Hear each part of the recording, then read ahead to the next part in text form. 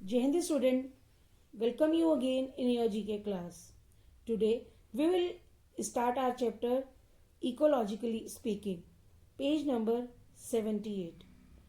To understand nature, we need to understand the complex relationship between organisms and their environments. Brush up your knowledge by choosing the correct answer options. Means आज हम किसके relationship के बारे में, organism और environment के बारे में हम लोग पढ़ेंगे.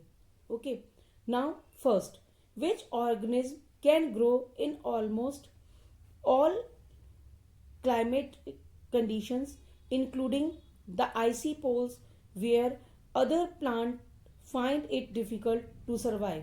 means कौन सा ऐसे ऑर्गेनिज्म है जो सभी तरीके के क्लाइमेटिक कंडीशंस में ग्रो कर सकते हैं, मीन्स रह सकते हैं, विकसित हो सकते हैं, ग्रो कर सकते हैं, और जिसमें बर्फीले पोल्स भी होते हैं जहां अन्य पौधों को का जीवित रहना मुश्किल होता है. मीन्स ऐसी कौन सी जगह है जहां पे बहुत आइसी पोल्स होते हैं, ठीक है, और वहां पे रहना बहुत मुश्किल होता है. मतलब ऐसे ऑर्गेनिज्म जो सिर्फ वहीं के लिए मतलब पैदा होते हैं और वहीं के लिए मतलब वहां जी सकते हैं या ग्रो हो सकते हैं.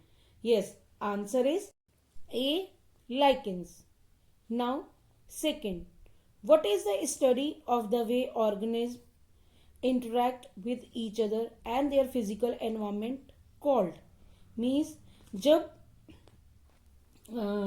मतलब ऐसी कौन सी स्टडी है उसको हम क्या कहेंगे जब ऑर्गेनिज्म यानी जो दूसरे जीव हैं वो आपस में जुड़ने के तरीके और उसको उसके जो फिजिकल एनवायरमेंट है उसको उसके बारे में जब हम पढ़ते हैं. मीन्स जब हम दूसरे ऑर्गेनिज्म और के बारे में पढ़ते हैं, किस तरीके के जो दूसरों से कैसे जुड़ते हैं और वो कैसे उनके फिजिकल एनवायरनमेंट में मतलब आपस में रहते हैं. So the answer is ecology. Means इसकी स्टडी को इकोलॉजी कहते हैं. Ecology is the study of about the organism interact with each other. Okay, now question number 3, Who coined the word ecology?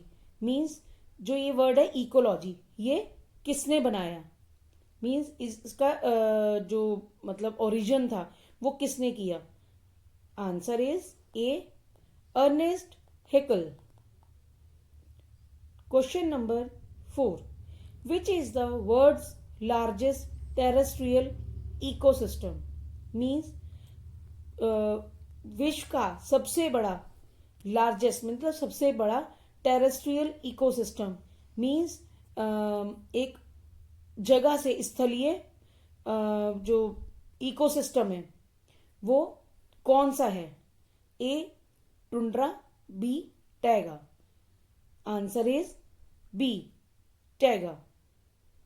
Now question number 5, which is the association between two species that live together or may not benefit, harm or have any effect on one another called. means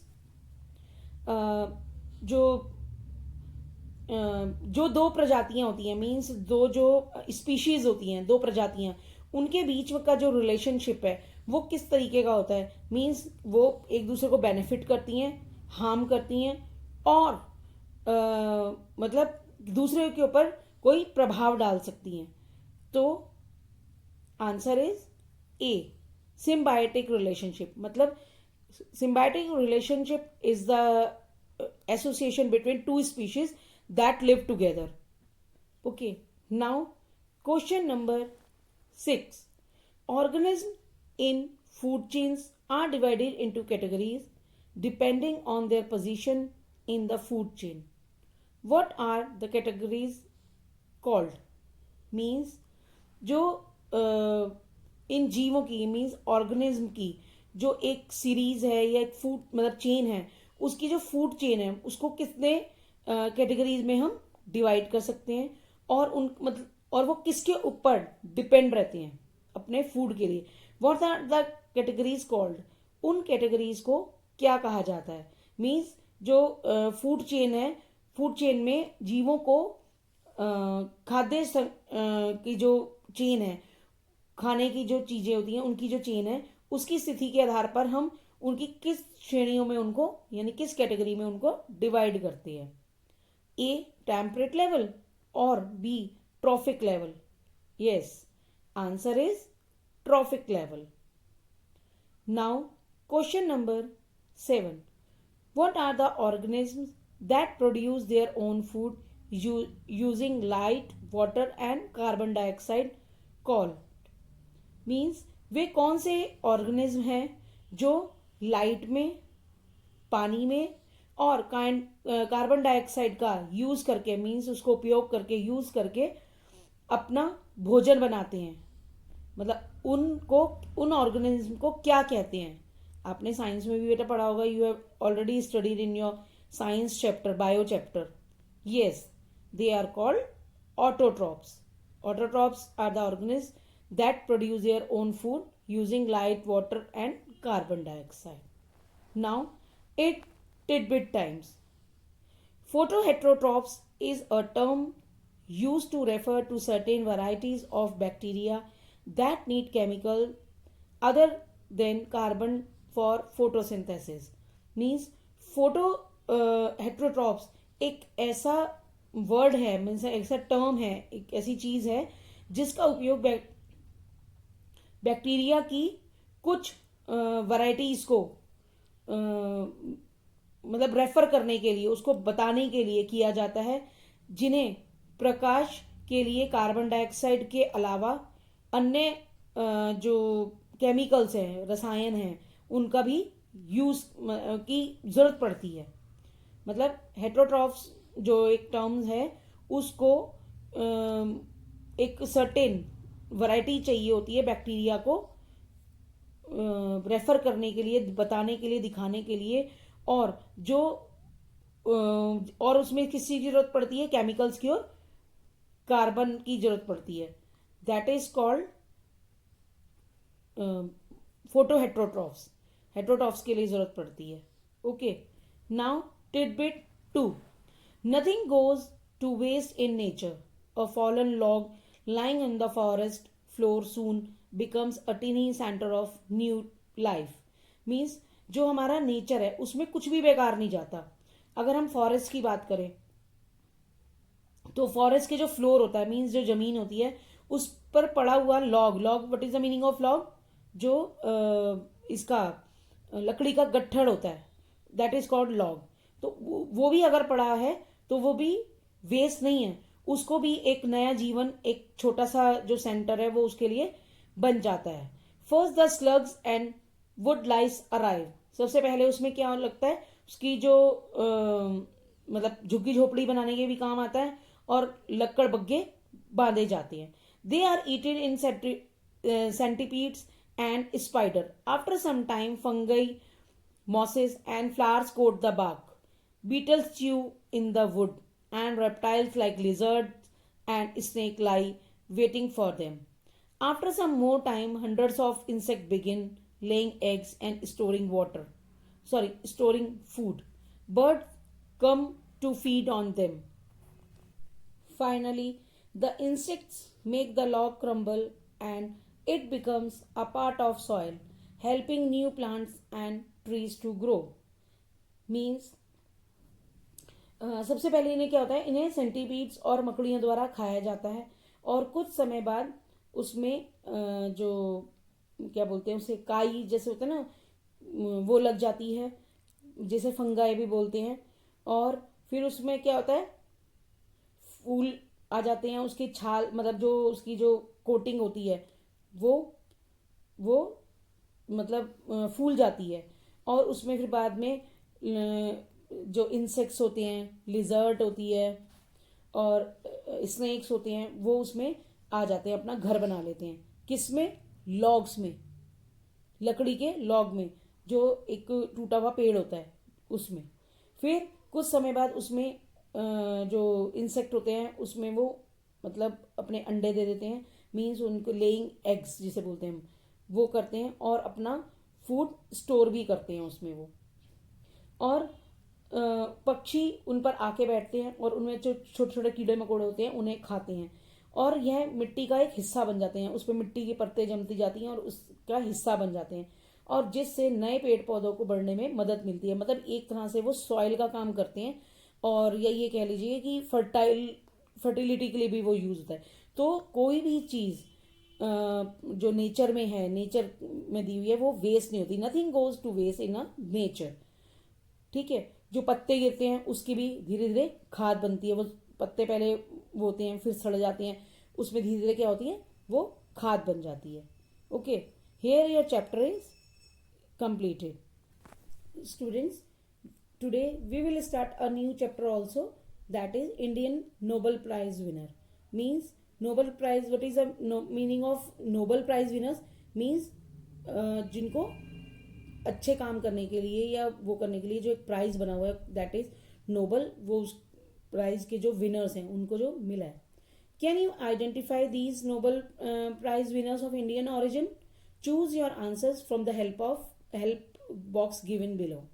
first, he won the Nobel Prize in Literature in 1913. Look at the picture and recognize him. पहले भी इनके बारे में बहुत बार पढ़ा होगा।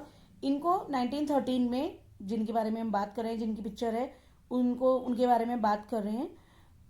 उनको literature में इन 1913 में नोबल प्राइज मिला था। और क्या हुआ था?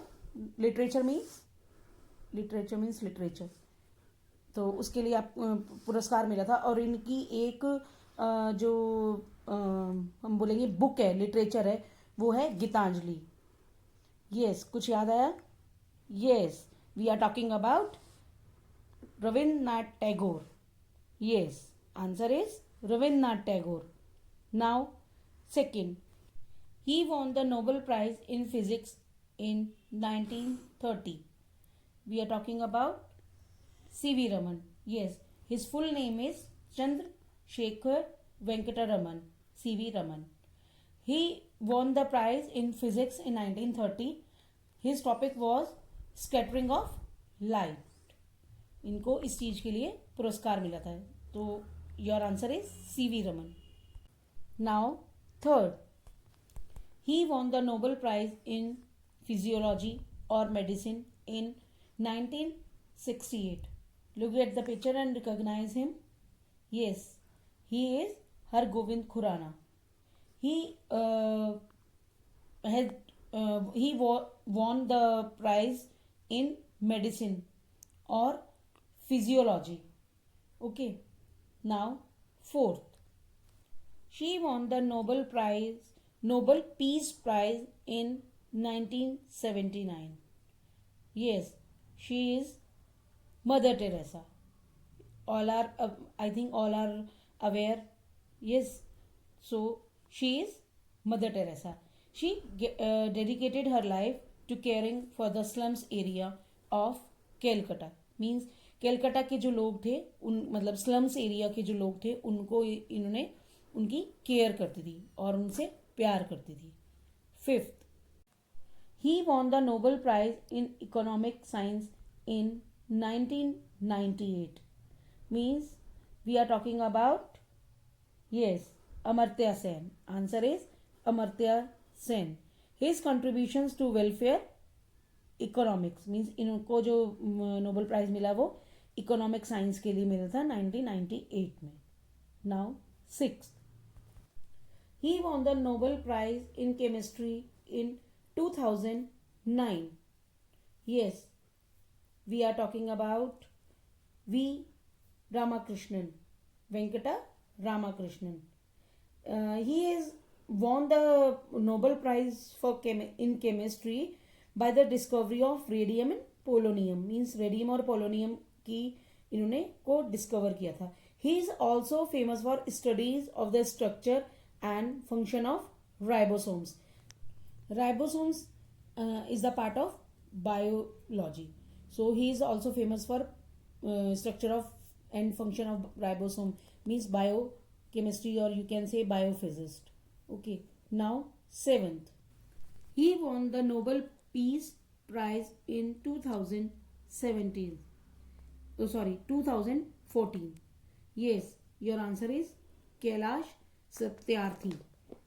Kailash Satyarthi is an Indian social reformer and who campaigned against child labor in India and advocated the universal right to education. Means इन्होंने इसके ऊपर काम किया, किसके ऊपर, ये एक सोशल रिफॉर्मर थे और ये चाहते थे कि चाइल्ड लेबर को बैन किया जाए और इन्होंने ही ये एक मतलब राइट निकाला था कि ये यूनिवर्सल होना चाहिए कि राइट टू एजुकेशन, यानी पढ़ने का हक सबको है. Yes, we are talking about Kailash Satyarthi. Your answer is Kailash Satyarthi. Okay, that's all for today. Thank you and have a nice day.